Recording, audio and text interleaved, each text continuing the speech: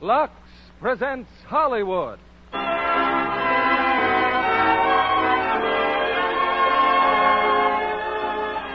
Lever Brothers Company, the makers of Lux Flakes, bring you the Lux Radio Theatre, starring Barbara Stanwyck, George Brent, and Richard Conte in The Other Love. Ladies and gentlemen, your producer, Mr. William Keighley.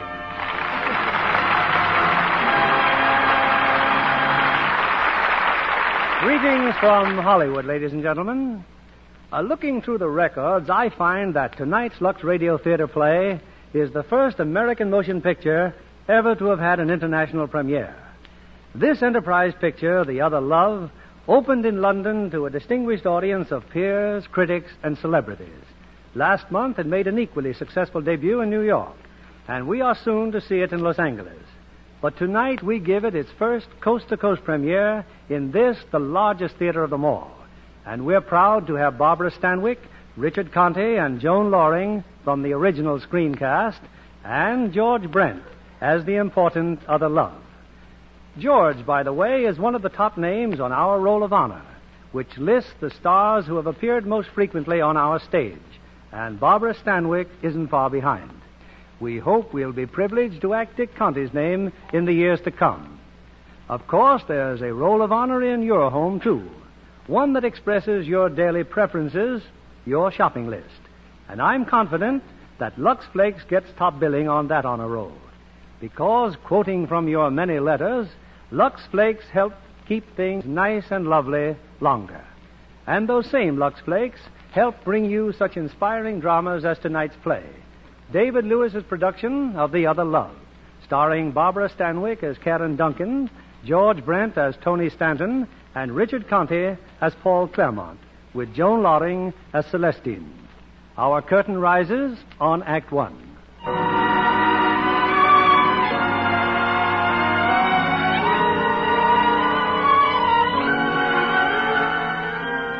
High in the mountains of Switzerland, there's a noted clinic for pulmonary ailments, the Mount Vier's Sanatorium. In the office of a staff physician, a new and celebrated patient, the concert pianist Karen Duncan discusses her case with Dr. Stanton. I don't know what's the matter with me, Doctor. All of a sudden, I feel dizzy. It's traditional with all new patients, Miss Duncan. It's nothing but the altitude. Now, tell me, when did you first notice you were ill? I really don't remember. It just kept getting worse. And that's when you went to Professor Lineker? Yes. He sent me a very nice letter about you. Warned me to take the very best care of you. That was kind of him.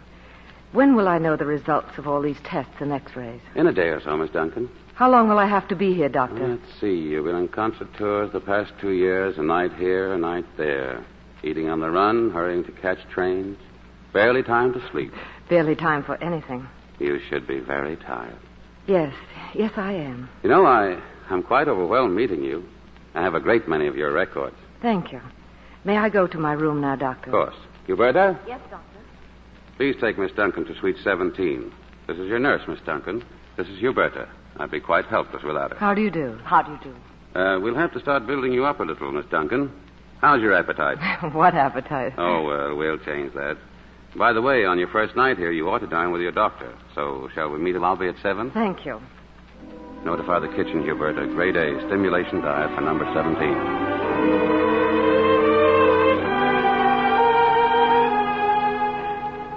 I'm impressed with the suite, Huberta. It's lovely. And that view from my balcony. That is Mount Vierge, Miss Duncan. And there below us is the town. It's like a toy town from here. Like something in a fairy book. No, not when you get used to it. I've lived there all my life. Who had this suite before me? A lady. She left us yesterday. Did she go home? Oh, I imagine so. Well, I've hung up your clothes. You're on your own now for a while. Just ring if you want anything. 2 hours until dinner? Just time for a nice nap. A nap? Well, I'll try. Please, Miss Duncan. It will do you so much.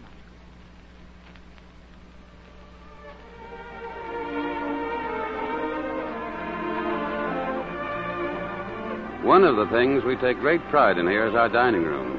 You enjoyed dinner, Miss Duncan? Oh, very much. This place is almost like a hotel, isn't it? Why not? Dinner, music, even orchids. I should have thanked you for these before, Doctor. It was sweet of you to send them. Well, I'm chagrined. I didn't send them. You didn't? To my shame, no. But who could have? Well, we have quite a number of gentlemen here. It could have been anyone who saw you.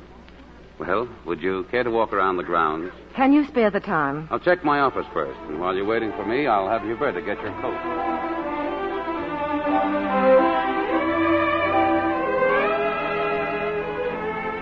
Good evening. Oh, good evening, madame. I didn't know there was a florist shop here. Oh, yes, madame. There are several little shops here at the sanatorium. You are new, then? Yes. These orchids came from here? You are in Suite 17? Yes. We have a standing order to send white orchids every night. But there was no card. No card?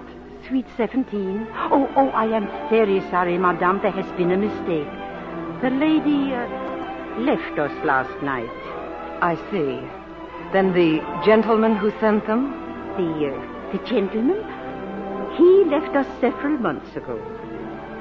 I'll leave the orchids here. Thank you.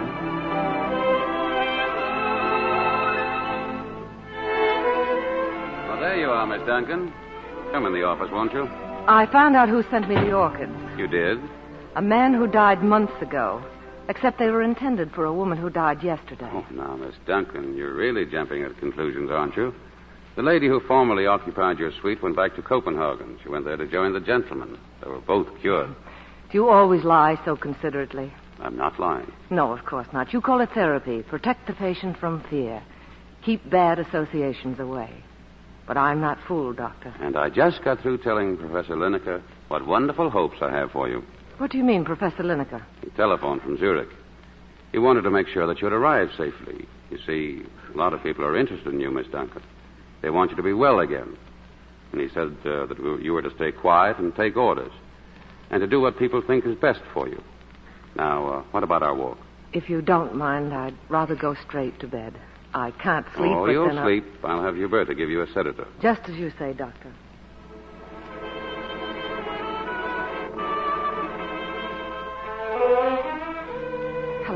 Hello, Dr. Stanton, please. Doctor expecting you to call? Yes, he said I could. Hello? Doctor, this is Karen Duncan. Can you come to my rooms quickly, please?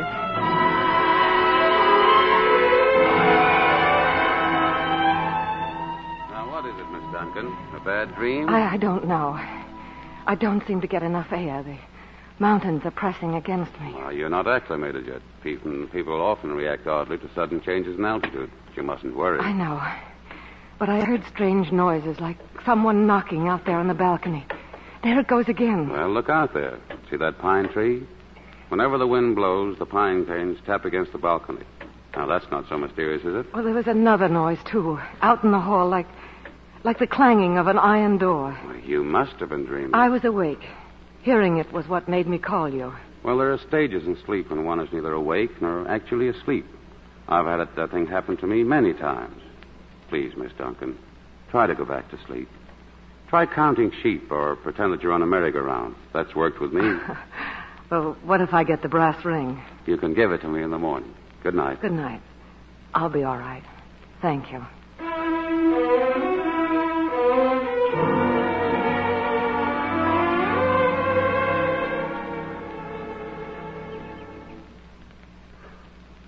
Now, you're to lie on the lounge, Miss Duncan, here on the balcony. Oh, but I just got out of bed, Huberta, and I'm starving. Wonderful. I'll have your breakfast tray in a minute. May I eat out here? You not only may, it's ordered.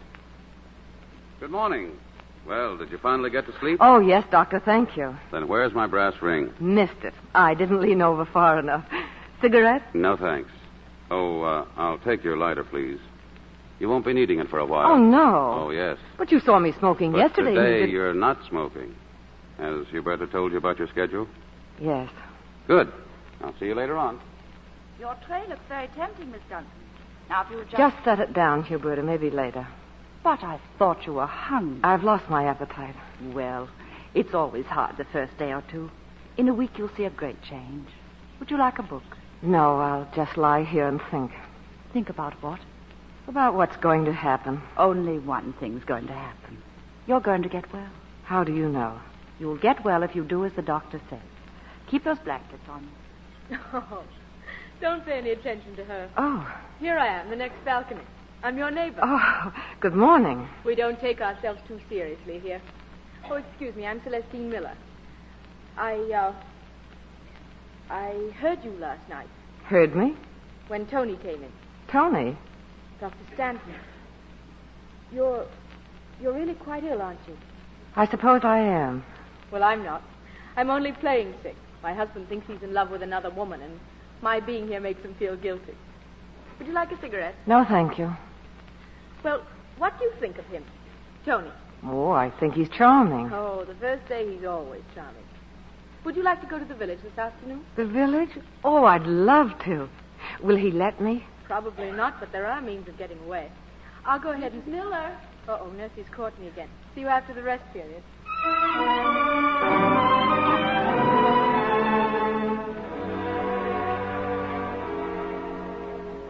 And I wish I could say yes, Miss Duncan, but I can't.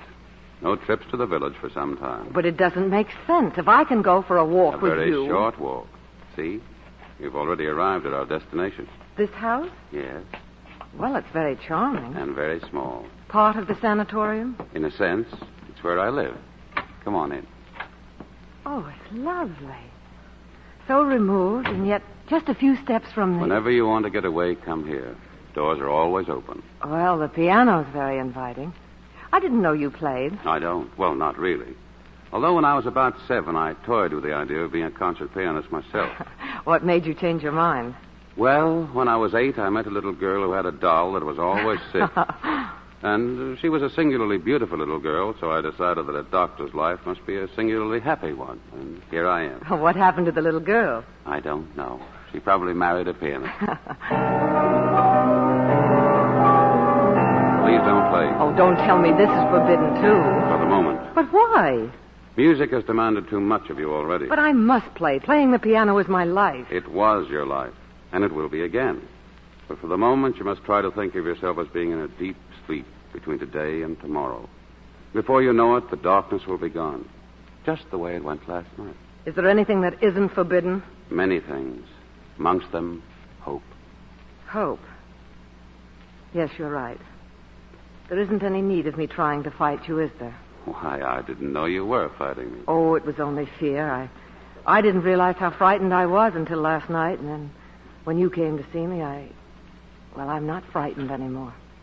There's a nice quality about you, Doctor. You make me forget my sickness. Oh, never use that word. All you have is a tiny puncture in your lung. Like a tire? Like a tire. How many miles left in me? Many, if you don't speed. Well, I'll try to go slowly. When may I go to the village? Speeding already? No, I only Well, want... I'm afraid there'll be some delay about that, Miss Duncan. Starting tomorrow, you've got to spend a whole month in bed. If you need anything from the village, I'll have it sent from there. A whole month in bed? Oh, no. That will be a month well spent, if you're a good girl. Is it necessary to refer to me as a child? Well, up here, in a way, you are a child. You have no responsibilities. You make no decisions. And who will make my decisions? I will. And your first day up, I'll take you to the village myself. All right? It has to be. I'm sorry. I didn't mean it that way. Yes, it's all right, Doctor. It's fine.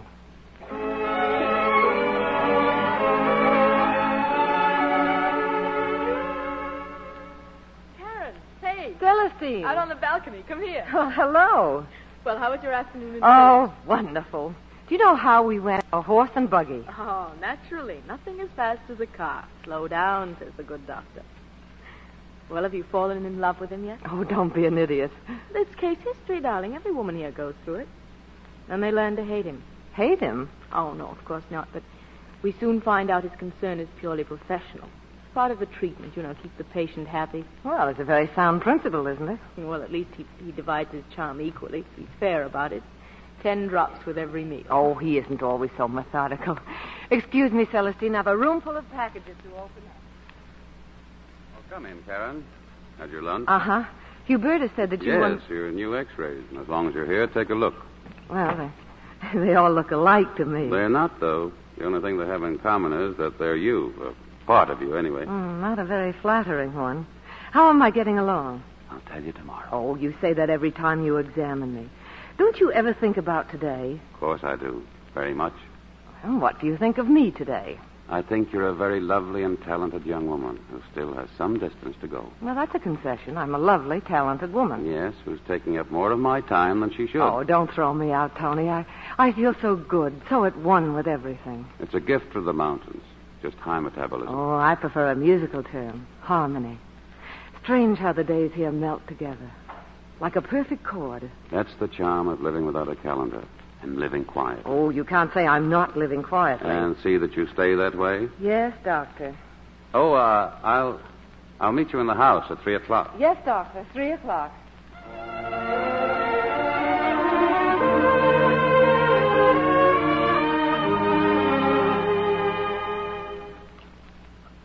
What are you looking for, Karen? Oh, I didn't hear you come in. Sorry I was delayed. Need any help?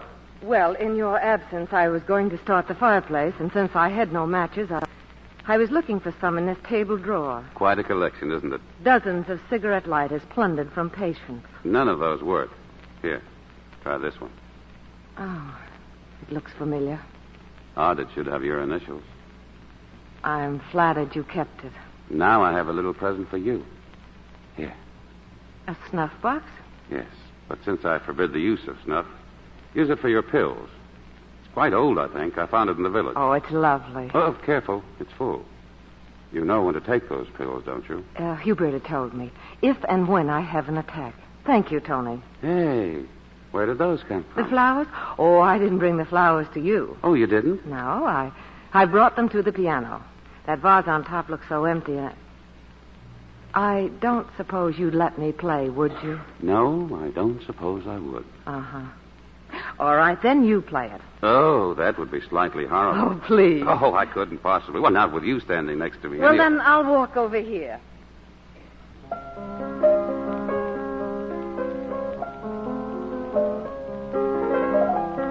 I played that when I was 16. I can see myself now, my hair in braids, very serious and very determined. Oop. That's where my music teacher tried to kiss me. Any other memories like that?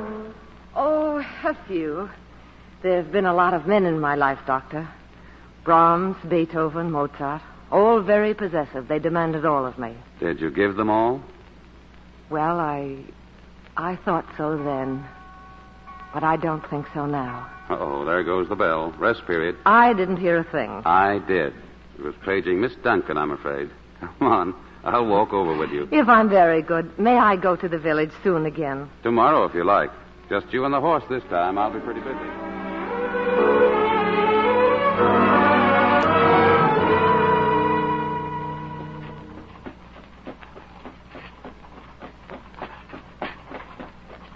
Hey, how about a lift? What? Whoa, boy, whoa. I said, how about a lift? Look what happened to me. That's your car in the ditch? Yes, I've always had difficulty with curves. That's a racing car, isn't it? Of a sort. It's going to be a long walk into town for a tow car unless I can get a lift. Well, climb up. Thanks. You're going to find this a little slow after a racing car. I like extremes. Oh, my name is Claymont. Paul Claymont. Like a cigarette? Oh, no, thank you. Not just now. The air has a bite up here. It's nice. Mm-hmm. It's the new snow on the mountains. Where did you come from? Monte Carlo. I came up for the race. What race? Next Sunday. Haven't you heard about it? No, I haven't. How is life in Monte Carlo? Oh, the way it always is. The wheels spin, the pawnbroker retires young, and I always lose. Why don't you come down to Monte Carlo and bring me some luck? I could have you there in 95 minutes. With a broken neck? No, thank you. I like it too much up here. So do I. I never ran off a road with such interesting results before. How soon will we be in the village? A few minutes. Ah, pity. Oh? I gathered you'd like to get places in a hurry. Well, speed isn't necessarily movement. It can be a philosophy, a pattern for living. For winning races, yes. Do you want me to drop you off at a garage? Whither thou goest, there goest I. Oh, well, that would be hard for both of us. A garage. But I won't have time to thank you. I could do it much better at dinner. Oh, I'm sorry. I have an engagement. I'm going shopping. Well, there's a hotel in town. If we met there, we could... I am meeting someone there now. Oh. Well, lunch tomorrow. Engagement. Dinner tomorrow. Engagement? Sounds terribly monotonous. It isn't. Well, this can't go on forever. You're going to see the race, of course. No. I'll get you a box, then after I've won it, we'll have cocktails and dinner. I'm sorry, I'm not going to the race. I don't blame you, but I'll meet you just the same. The bar at the hotel will start at 6, and then perhaps I can convince you that snow is for the cold and hot. The warm-hearted live by the sea. I prefer the snow. Then I'll let you convince me. What are we stopping for? Here's the hotel. You'll find the garage just around the corner. Goodbye, Mr. Claremont. Thanks, and don't forget Sunday at 6 o'clock.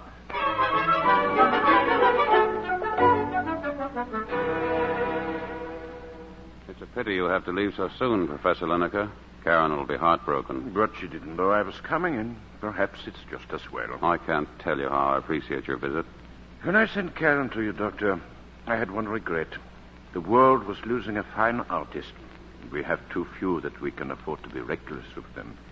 But now, after seeing the X-rays, this is hard, Stanton. It's more than that. I wish I could be of help to you, but all I can say, you've already found out for yourself. She has a chance, a very slim chance. How is she bearing up? She's been wonderful. Does she know how ill she is? No, she doesn't. I've only... Professor Lineker! Karen!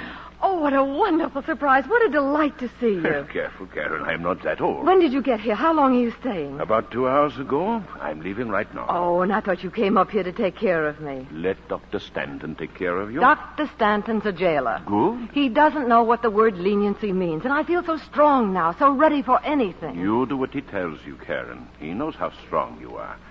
Well, the car's waiting for me. Goodbye, Stanton. Goodbye, Professor, and many thanks. Goodbye, Karen. Write to me. Goodbye, I will. Oh, what a sweet man. Why didn't you tell me he was coming? I didn't know myself, Oh, I've had a glorious afternoon. so I noticed. How can you tell? You're flushed. Come in my office, will you? What happened this afternoon? Oh, nothing spectacular, and yet, in a way, something miraculous. Sit down. I was doing some shopping in the village, just a few little things, when suddenly I had the feeling that everything bad was over. I could pick up the threads of my life again. I was no longer different, no longer sick. I was as I had been. And something else, too. I've met someone, a very attractive man. Oh? Oh, Tony, it was so good for my morale. After the full impact had struck me, I knew I was well again. You'll be well. But you must go slowly. Oh, I'm growing to hate that word. Karen, I have to ask you not to go to the village for a while. Why not? Because I think it's best. That's not the reason. Now, don't be too much of a woman. You know it's not. Well, let's not argue about it. Give me your hand. I have an idea of Oh, your culture. how can you be so everlastingly professional? Why must you deny any joy I have? I go to the village. Someone talks to me. I come back here singing inside, and you put on a long face and say, stay here and take my pulse and act like a pompous... Oh, leave my hand alone. Too much excitement for one day, Karen. Here, one of your pills. Take it. Karen, take it. Did that help? Smashing the glass? Yes, Dr. Stanton. It helped lots. Good night.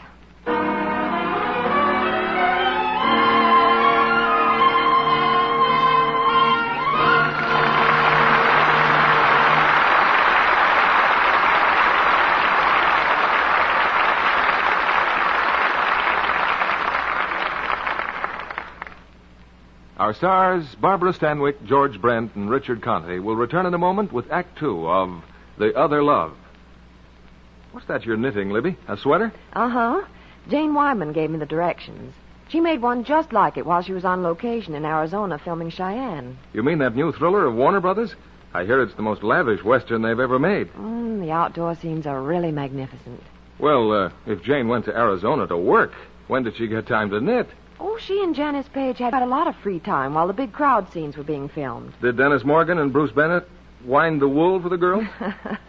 No, they went off fishing when they weren't needed on the set. Nice work. Well, living in the desert country wasn't all fun for the cast of Cheyenne. The days were very hot and the nights bitter cold. The dust on the high plateaus got into everything. The girls' blouses and sweaters and cotton dresses had to be luxed over and over. Well, as long as they had plenty of Lux Flakes along, there was nothing to worry about. That's right. The girls were delighted with the good care the wardrobe department took of their things. In spite of all that washing, their things still looked lovely when they got back.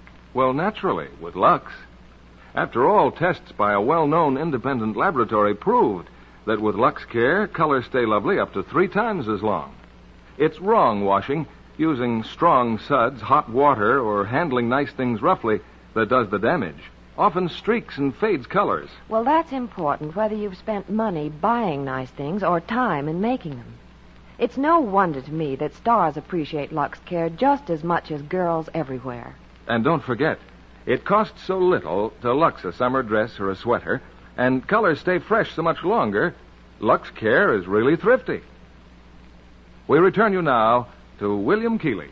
It's curtain time for Act Two of The Other Love, starring Barbara Stanwyck as Karen Duncan, George Brent as Tony Stanton, and Richard Conte as Paul Claremont, with Joan Loring as Celestine.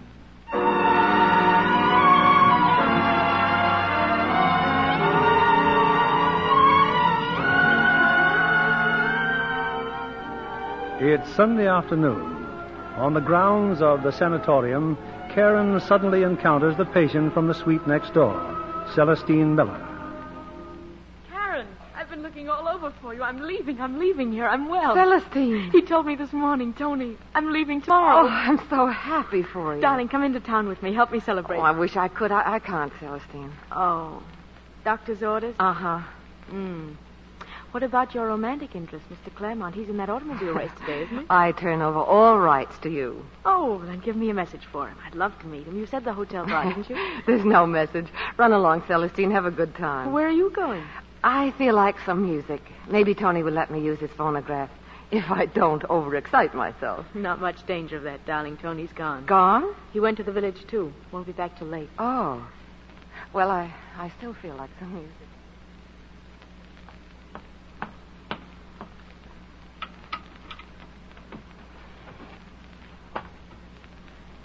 Tchaikovsky Piano Concerto No. 1 in B-flat minor. Karen Duncan, pianist, and the London Symphony Orchestra. An album of Chopin waltzes. Karen Duncan, soloist.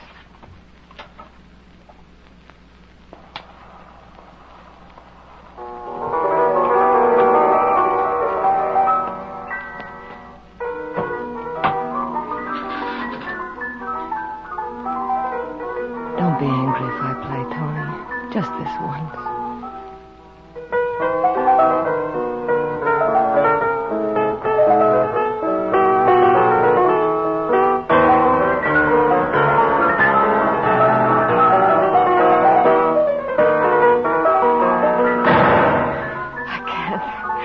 I can't.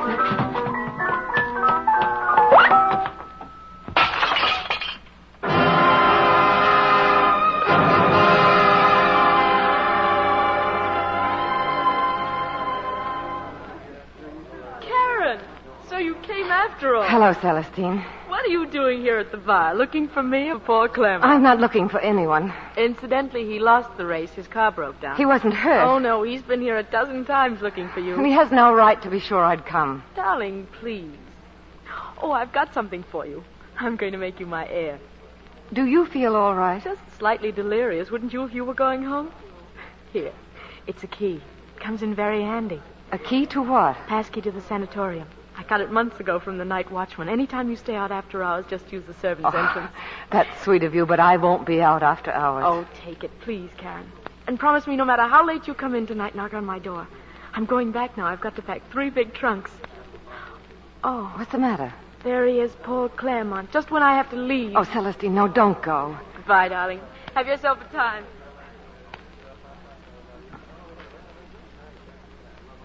Hello. Hello. I'd just about given you up. Too bad about the race, Mr. Claremont. Oh, you saw it? No, I didn't see it. You're going back to Monte Carlo now? I was. Now I can phone and cancel it. Aren't you a bit previous breaking a date? Oh, he'll be there tomorrow, too. He? Yes, the croupier at the roulette table. You're giving him up for me? This is the ultimate sacrifice. See how serious I am about you? I'm even neglecting my vices. Besides, the croupier has become routine. I'd like to avoid routine. Let's go inside and have dinner. What are you smiling about? You? You don't even know my name. What's that got to do with dinner? Nothing. Thank you. I'd love to have dinner.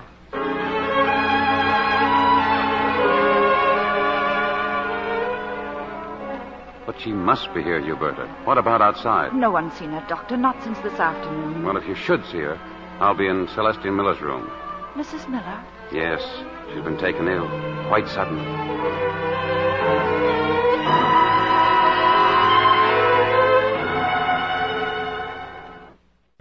More coffee? No, thank you, Paul. How about a brandy? Oh, this is exhilarating enough. Look, through the window, the ski run. They go so fast, like shooting stars. How fast do they go? Well, it's about a quarter of a mile from the ski hut to the first jump out there. I did it yesterday in 23 3/10 seconds. Not good, not bad. I see you're a second splitter. It's the only way to be. Why? Because it's in that split second that we really live. Oh, that makes for a short life. It's the best way to measure time. Look at my watch. I'm looking. I love you. Those 3 words took exactly 9/10 of a second. But there are years in them. A remarkable watch. Where would you like to go? You mean there are other places? Well, there's a city called Paris. A very beautiful city. And there's also London, Cairo, Athens, all beautiful cities. And not one of them wouldn't be graced by your being there. Another man once told me that. Who? A clerk in a travel bureau. I'm not a clerk in a travel bureau. My tour will be more encompassing. It's time to stop. You want to leave right now? Oh, do you think I was joking? Oh, you can't mean it. I never meant anything so much in my life. Well, it's insane. I couldn't possibly go. Why not? Why, I've so much to do. You just can't revise your whole life in a split second. Of course you can. You mustn't be frightened at speed. When you're going real fast, you don't dare look back. Well, if that's the way it is, that's the way it is. But there's one thing I can't do. Face an unknown future with an unpowdered nose. Do you agree? Go ahead. I'll wait for you here. A message for Mr. Claremont, madame? But I believe Mr. Claremont is in the dining room now. Yes, I know he is. Just tell him his watch goes too fast for me. His what? Please, he'll understand.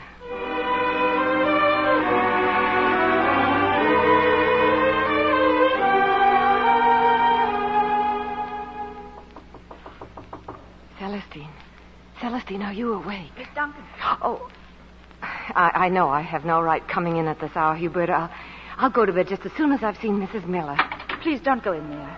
Mrs. Miller has left. What do you mean she's left?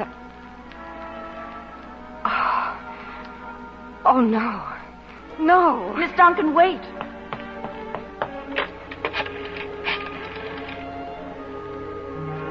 Dr. Stanton, Miss Duncan is back, but she's leaving. She's going down the stairs now. You can stop her in the lobby.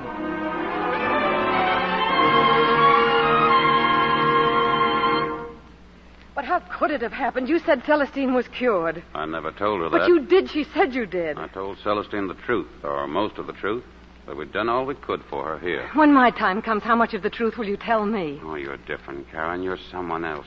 Your time isn't going to come. How am I different? You lied to me the same way you lied to Celestine. You lied the first night I came here about that noise I heard. I did hear an iron door. Tonight I saw it. They were wheeling her through it. Karen, please, I'll take you to your room. No. If you don't, you may be very ill. How ill am I now? You have every chance. That's what you said all along. And I'll continue to say it, but you must help yourself. Why was Professor Lineker up here? You sent for him. Yes. I was afraid for you. How much time have I got? A year? A month? 3 months? You have your whole life, but it's got to be a careful life. For a long time, you've got to rest. You've got to sleep. You've got to be an automaton. Not acting on impulse, Karen, but always under control. You can't afford to have a free will anymore. An automaton. That's how you treat human beings. Like machines. You try to keep them running, and if one stops, you go on to the next. Well, I'm tired of resting and sleeping. Don't you see what I am, what I want to be? Don't you realize I've never really lived? I didn't either, until you came up here. What does that mean? It means that I love you. I don't believe it. What will you believe? Nothing. Nothing anymore. I feel well now. I felt well for a long time. Karen, that's a deception. If it is, we're even. All right. I can't keep you here. Forget what I just said. But you're important to music. Stay here and get well for the sake of music. Which treatment is this, Doctor? Love didn't work, and now you try music. The music that brought me here. Well, that won't work either. Faith in your ability is the most you ever gave me, and now even that's been taken away. No, Doctor. No, I can't stay here any longer.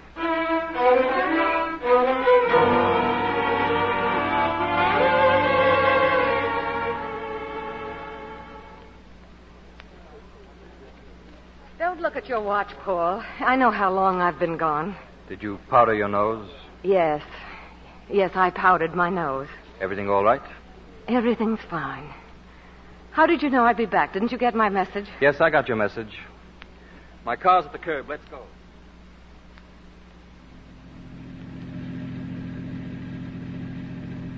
You look tired. Why don't you go to sleep? I'll wake you when we reach Monte Carlo. I think I will. Oh, by the way, there's something I think you should know. My name is Karen Duncan. Not the Karen Duncan. Yes, the. If Chopin could see me now.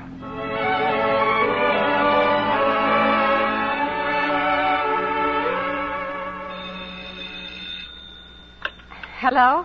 Good afternoon. Remember me? Oh, I seem to faintly. Paul, did you say afternoon? It's 2:00. Oh, no. I had lunch sent up to your room. Didn't you eat it? Oh, I thought it was breakfast. Go over to the window. Open it up. What? Don't ask questions. Just do as I say. Very well. Hello.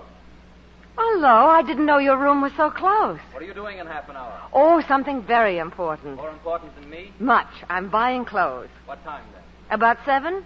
You know how many hours there are till 7? I'll try to make the waiting worthwhile. Karen. 7 o'clock. Buy that watch of yours.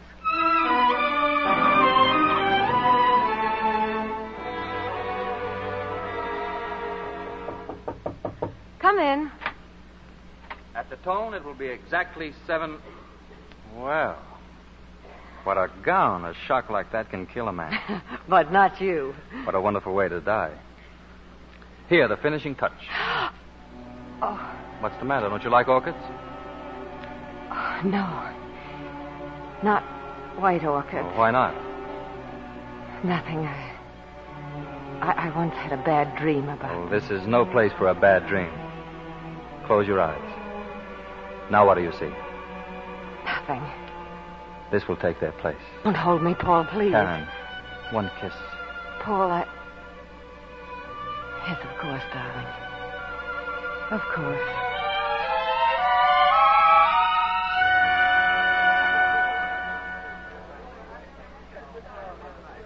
Aren't you coming inside, darling? I've got a stack of chips that high. I've never had so much luck in my life. A likely story. You've lost every night since we've been here. Who's talking about roulette? You're my luck. Paul, sit here for a moment. This is a beautiful room. Why do they have music rooms in gambling casinos? So you can play for me? Please.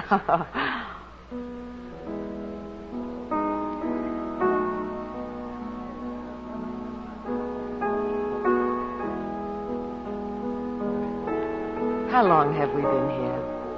Is it 5 days or 5 seconds? Is that important? No. Look out there.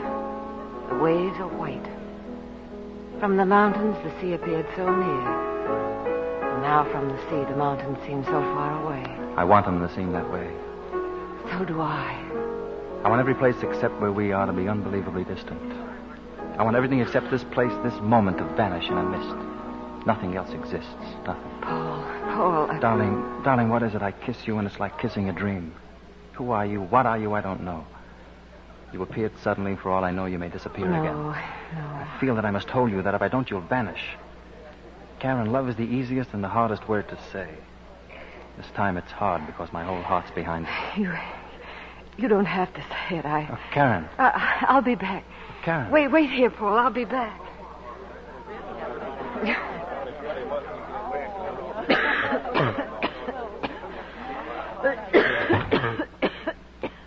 Madame, is something wrong? Oh, please. Water. A glass of water. Yes, madame. Oh, please. Oh, God, not now. Not now. I am coming, madame. My purse here, the little box with a pill. Oh, here, madame, here. And now the water. Oh, thank you.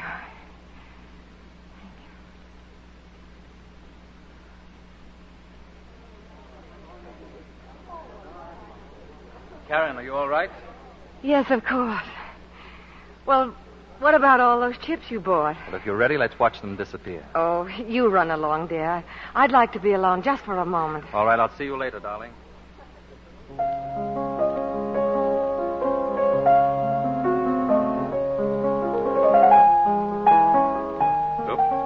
Hello, Karen. The nocturne. That's where he kissed you, your piano teacher. Tony. It wasn't easy finding him. And such a waste of time. I don't think so. I'm my own doctor now. I make my own diagnosis. It's very simple. I have morning temperatures and evening chills. I'm losing weight, and I don't care. You must care. Why? So I can go back to the mountains? Be a patient again, filled with pity and false hopes? I'm on the highest mountain in the world right now. But you wouldn't understand that. No, Tony, I won't go back. I haven't asked you But to. you will if I give you the chance. When I left, I made a deal with myself. I made it even if I had to pay days of time for every second of happiness. And you're happy? Happier than I've ever been before. I don't believe it. I didn't ask you to come here. I want you to leave me alone. Please, go away. Go away. Yes, Karen.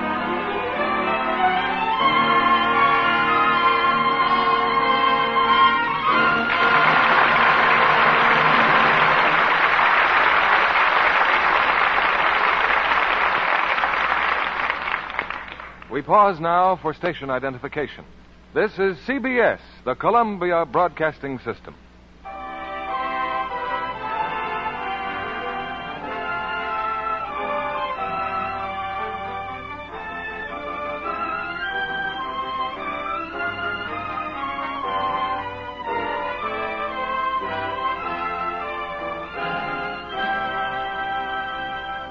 In a moment, we'll bring you Act 3 of The Other Love, starring Barbara Stanwyck, George Brent, and Richard Conte. Hollywood talent doesn't often arrive by mail, but young Patricia Alphen, our guest tonight, did. She delivered a letter to a Hollywood producer, and that brief personal appearance led to a contract with Universal International. What are you doing now, Pat? Studying dramatics, Mr. Keeley, and watching other actors and actresses around the studio. An excellent way to gain experience. Did you see anything of Sam Wood's production, Ivy? Oh, yes. Joan Fontaine is a special favorite of mine, so I was on the set a lot. Joan, Patrick Knowles, and Herbert Marshall add up to a splendid cast in Ivy. What thrilled me especially was seeing Joan's studio bungalow. Decorated with a vine in honor of the picture's title, I understand. Yes. And then one night it was damaged by fire. Joan lost a lot of lovely things, but not her nylons. How was that? Well, she had just ordered 24 new ones, but they had been delivered to the wardrobe room instead of to her directly. That was lucky. But John Kennedy here can tell you another way studios take care of nylons. With Lux Flakes, naturally. Of course, Lux won't make nylons fireproof. But with ordinary wear and Lux care, nylons can last twice as long. Oh, I think Lux is wonderful for stockings. I always use it myself, and mine do last an amazingly long time. Strain tests prove that's true. A famous laboratory took dozens of pairs of stockings, nylon, silk, rayon, and cotton. They washed them different ways, some with Lux, some with a strong soap, and rubbed some with cake soap. Then subjected them to the same kind of strains they get in ordinary wear. Believe me, the results were amazing. The Lux ones far outlasted the others. In fact, lasted twice as long. So you see how easy it is to cut down runs. Just use Lux Flakes for your stockings always. Well, I can tell you, Mr. Kennedy, from my own experience, I wouldn't be without Lux.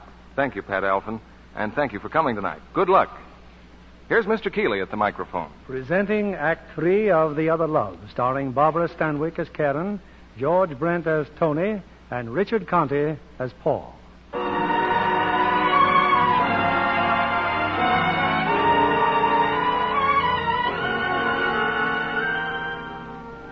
It's a few minutes later. Paul Claremont has just received a message. In an anteroom of the gambling casino, he meets the man who sent it. Dr. Stanton? Yes. The attendant said you wanted to see me. I don't know you, do I? No. But you know Karen Duncan. How long have you known her? Now, just a minute. I'll answer for you. Not very long. You met her while you were racing up in the mountains. Am I right? What if you are? Did she tell you what she was doing up there? I didn't ask her. That was her business. And I'm not so sure it's yours. Now, would you mind coming to the point, whatever it is? All right. If she didn't see fit to tell you what's the matter, then I have to. Miss Duncan is very ill. She looks very ill, doesn't she? That's one of the tricks of her illness. She is a patient that has not been discharged from Mount Fear's sanatorium. How do you know? I was her doctor. She never said a word. Why didn't she tell me? Well, I can think of several reasons. While she was up there, she suffered a severe shock. I think it was that, more than anything else, that drove her down here. She's trying to turn her back on the past. Let me get one thing clear. As far as Karen is concerned, who am I talking to? To a doctor or the past? To her doctor. Why didn't you leave the choice up to her? I did. A few minutes ago. Well, you've seen her? You've asked her to go back? She refused. You're my last court of appeal, Claremont. The choice is up to you. Yes, and a very small choice it is. I'm not asking you to force her back to Mount Pierce. Take her to any mountains. Take her to the desert. Egypt, Arizona. Anywhere the climate will help her. If you don't, you'll kill her. Kill her? Until tonight, she's been committing suicide. But now that you know, and if you don't try to stop her, you're committing murder. So. Now, if you'll excuse me, Doctor, good night. Go, Alex. Alex, just a minute.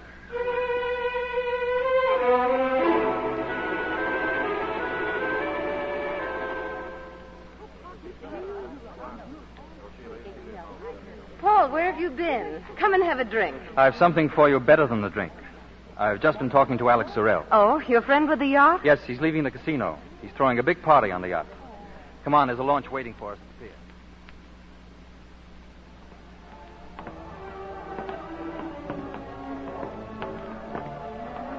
Well, how do you like the yacht? It's a little breathtaking. But don't you think we ought to join our host? Not yet. I've something else to show you. This stateroom. Like it? It's yours. What do you mean it's mine? Oh, I forgot to tell you. We're leaving Monte Carlo in the morning. Sorrell's taking us on a cruise. Paul. No, I can't. I'm having your luggage sent up from the hotel. We're going to Egypt. Egypt? I'm taking a 6-month lease on a pyramid. Paul. I saw Dr. Stanton, Karen. He asked me to take you to Egypt. It's true, isn't it? Yes. I was angry when he told me. I hated you. And then when I saw you at the bar throwing yourself away, I was suddenly full of pity. I feel differently now. Now I want to take care of you. I want to be with you always. Pity? Now I know I'm in love with you. Oh. That puts things in a true light. For both of us. Remember I told you I was afraid you'd disappear? I don't want that to happen. Go to sleep now, darling. Tomorrow morning we'll be well out to sea and well out of sight of the past, too. Yes, Paul. There are some things I want to talk over with Sorrell. I'll look in on you in a little while.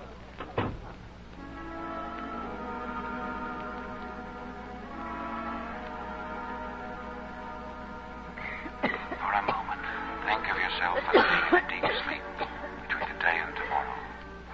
Before you know it, darkness will be gone. Just the way it went last night. I feel that I must hold you. That if I don't, you'll vanish. You're different, Karen. You're someone else. Your time isn't going to come. Steward! Steward! Yes, miss? Take me ashore, please, at once.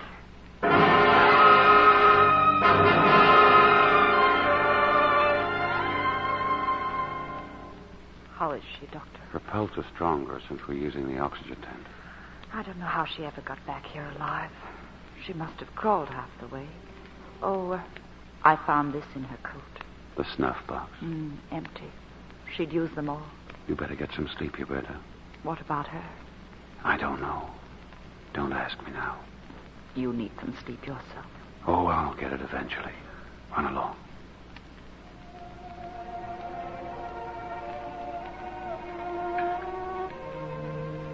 Tell me. It's better if you don't talk, Karen. Why did you let me hurt you? It's all over now. You're back where you belong. He wanted to take me to Egypt. I couldn't have gone that far from you. I hurt him, too. You never hurt anyone. Yourself a little bit, maybe, but... I couldn't lie to myself any longer. Karen, try to sleep, dear.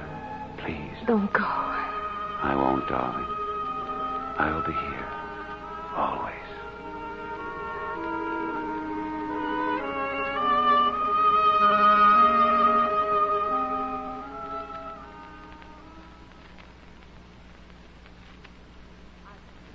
You, Doctor, but he insists. All right, Claremont. What is it? Karen's here, isn't she? Yes, she's here, just down the hall. I want to see her. I don't think you should. She's critically ill. She certainly wasn't critically ill last night. Where were you last night? We were aboard a yacht. For some reason or other, she suddenly went ashore. I intend to find out what happened, not from you, from Karen. Well, you have every right in the world to see her. Come along.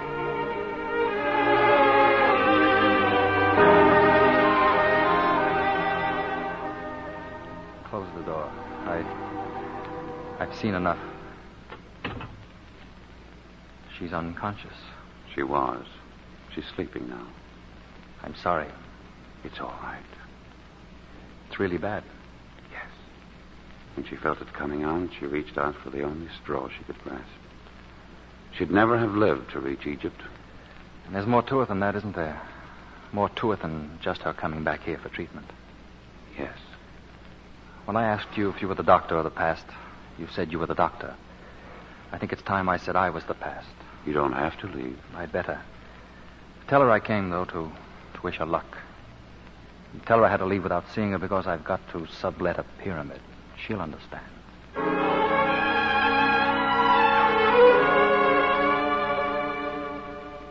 Good morning, darling. How do you feel? Warm and rested. It's so long since I felt warm and rested. How were the x-rays? Better than I'd hoped for. Much better. Tony, I've been thinking why I ran away. Woman, you talk too much. But there's so much I want to tell you.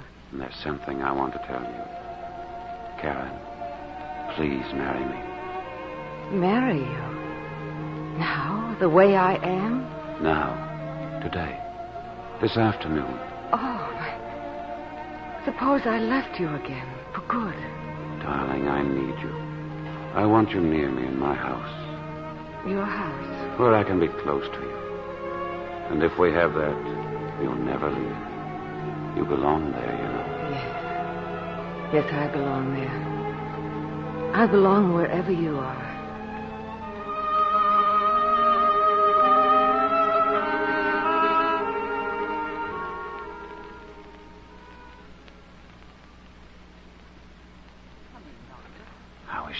No change. I think she's dozing. Good. She's in there by the fireplace. She just had her supper. You better get yours, Huberta. I'll be here. I'm not asleep, darling. Hello, Mrs. Stanton. You've been gone a long time. Only 2 hours. A very long time. Oh, look, it's snowing. The lights are going on in the village. Would you like a light here, darling? No. The dark comes very quickly. A moment ago it was light, and now everything is in shadows. When I first came here, I couldn't bear it. I was so afraid of losing time. But you're not afraid anymore. I'll never be afraid again. The world seems so safe now. The lights and the snow and the little houses. This is the only house I've lived in since many years ago. I think it's always been waiting for you. Who would have thought that the pianist from Chicago and the doctor from Toronto would be together, watching the snow come down in the Swiss mountains? When I'm well, we can do such wonderful things in this house. What would you like to do first? First? Oh, I'd like to be able to meet you at the door. You will, Karen. Very soon. And then as I begin to get better, we could start taking walks. And someday we'll walk right to the top of Mount Verge. Oh, darling, you just don't walk to the top of a mountain. We will. Well, if you say it like that, I guess we will. I've thought so much of what we'll do. And so have I. Darling, do you ski? It's debatable, dear. A little. Would you teach me? I'd love to. But I have my price as an instructor. What is it? You'll have to help me improve my piano playing, and that could take 50 years. Oh, you played very well yesterday. Oh, now, I saw the expression on your face. Divorce was written right across it. You were thinking, as soon as I get out of here, off to the lawyer. No, you hit only 6 wrong notes. 3. Well, then play for me now, and I'll check you more carefully. Now? Now.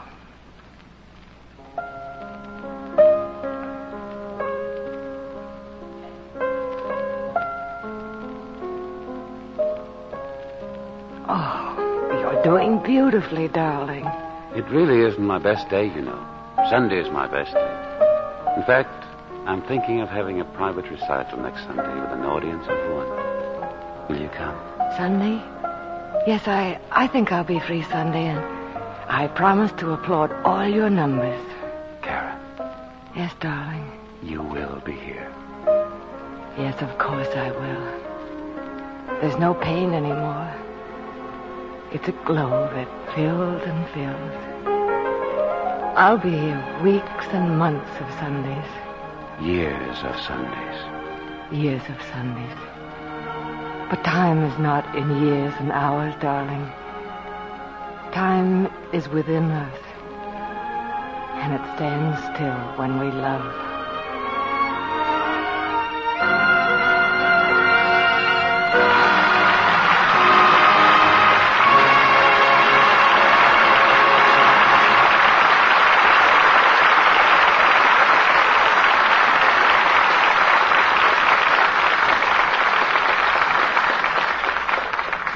Our stars will return for their curtain calls in just a moment. I hear you're planning a vacation trip by air, Sally. That's right, Mr. Kennedy. And right now I'm making a list of just what I really need so I don't end up with excess baggage. Just how does a girl cut down on her travel wardrobe? Well, shoes and hats and pocketbooks are awful space takers, so I'll plan to wear ones that will go with most of my outfits. Well, that's a good start, but what about dresses for the trip? Oh, well, a suit's an asset anywhere, so with a couple of lightweight sweaters and one frilly blouse, I've clothes for lots of occasions. Even underthings take up room, I suppose. Oh, but that's where I save a lot. I take only a very few, and a box of Lux Flakes. Every night I Lux my undies and stockings, so I have a fresh set to wear. And to save ironing, I'm taking those nice tailored knitted rayon slips and nighties that don't need any ironing. And I predict, Sally, that when you come back, they'll look just as nice as when you went away. Well, naturally, Mr. Kennedy. Didn't all our washing tests prove that Lux Care keeps undies lovely looking for a long time? 3 times as long, Sally. You should have seen the slips and nightgowns that were washed the wrong way. After just a few washings, they looked faded and drab. In many cases, shoulder straps were frayed or seams split. But the Lux garments were still color fresh and attractive after 3 times as many launderings. That's why smart girls put a box of Lux Flakes at the top of their vacation clothes list. Then they're sure they'll come back with washables just as pretty as when they went away. Back to your producer, William Keeley. Once again, it's time for that happy tradition of the theater, a curtain call. And here are tonight's stars at the footlights, Barbara Stanwyck, George Brent, and Richard Conte.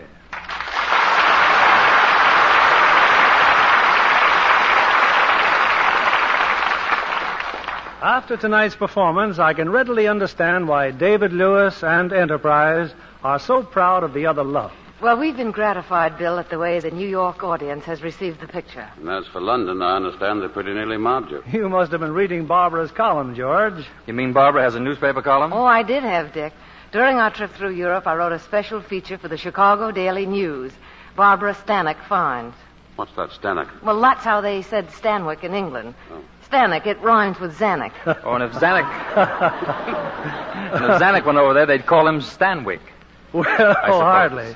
You know, that's the first time in my recollection, Barbara, that a movie star has been a foreign correspondent. Well, what sort of items did you write about, Barbara? Oh, human interest stories, mostly. There were plenty of them. The London shops, the people on the streets, our visit to Buckingham Palace. Buckingham Palace? Hey, that's stepping kind of high. Oh, we went in the back way. Saw the gardens, the stables, and all the king's horses. And all the king's men, I imagine. Well, now that you're back in California, Barbara, I can see that you're looking very tanned and glowing. Thanks, George. That comes from 2 hours of tennis every day. The first chance I've had between picture making. Speaking of pictures, what are you doing next week, Bill? Next Monday night, we're presenting a heart-tugging story to delight all members of the family, young and old. It's Metro-Goldwyn-Mayer's current screen hit, Cynthia, with its original, delightful cast. Elizabeth Taylor, George Murphy, and Mary Astor. You have all 3 of them, Bill? Yes, with Elizabeth Taylor in the title role. Having her first romance, her first kiss, a nostalgic drama full of tenderness and warmth. The joys and struggles of teenagers, the dreams of all of us. I'm sure your listeners won't want to miss it, Bill. Good night. Good night, and many, many thanks.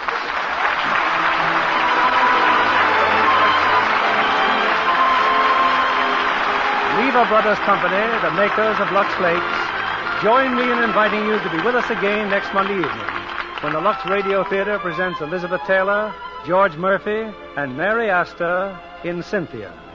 This is William Keeley saying good night to you from Hollywood.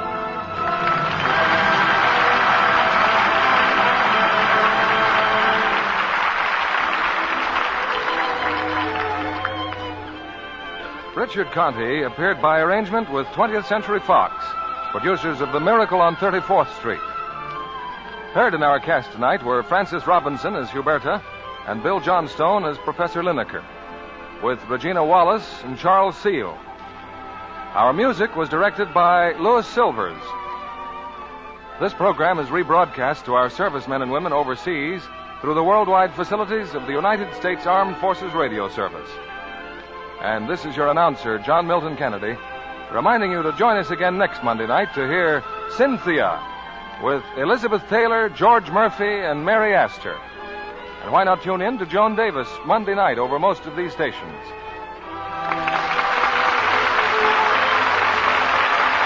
This is CBS, the Columbia Broadcasting System.